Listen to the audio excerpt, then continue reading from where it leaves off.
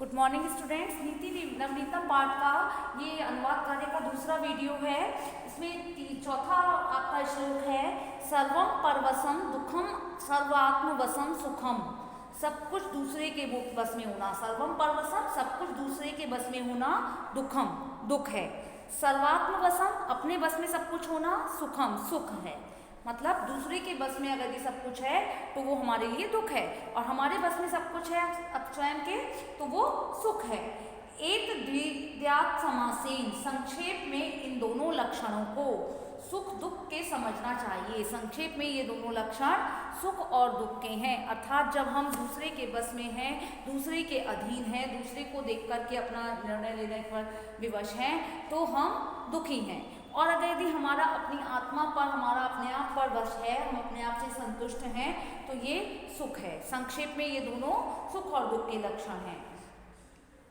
पांचवा है, यत् कर्म कुर्वतो अयस्य, इस कर्म को करना चाहिए, स्यात् परितोषो अंतरात्मनः, जिसे करने से स्यात् हो, परितोषो संतुष्टि, जिसे करने से संतुष्टि हो, अंतर्मना आत्मा की, उस काम को करना चाहिए जिसे करने से अंतरात्मा संतुष्ट हो। तत्प्रयत्नेन कुर्वीत, जिस काम को करने से अंतरात्मा संतुष्ट हो, तत्प्रयत्नेन कुर्वीत, उसको प्रयास करके करना चाहिए। अगर यदि आप नहीं कर पा रहे हो तब भी करना चाहिए, कोशिश करनी चाहिए उसे करने की। विपरीतम तु वर्जयेत्, और उसके विपरीत को वर्जित करना चाहिए, मतलब उसका त्याग कर देना चाहिए।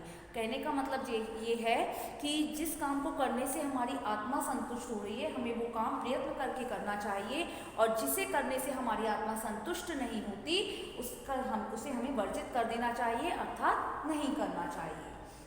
लास्ट और छठा है, दृष्टिपूतम न्यसेत् पादम, दृष्टिपूतम दृष्टि से पवित्र होकर, मतलब देख करके, न्यसेत् पादम पैर रखना चाहिए, मतलब देखभाल करके पैर रखना चाहिए।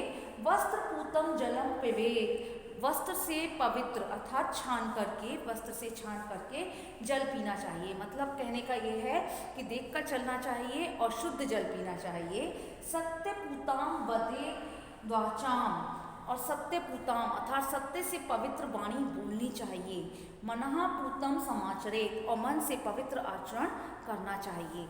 हमें क्या करना चाहिए, इस श्लोक में ये बताया गया है कि देखभाल करके कदम रखना चाहिए, है ना, और स्वच्छ जल पीना चाहिए, वस्त्र से पवित्र जल पीना चाहिए, सत्य से पवित्र वाणी बोलनी चाहिए, और मन से पवित्र होकर के आचरण करना चाहिए।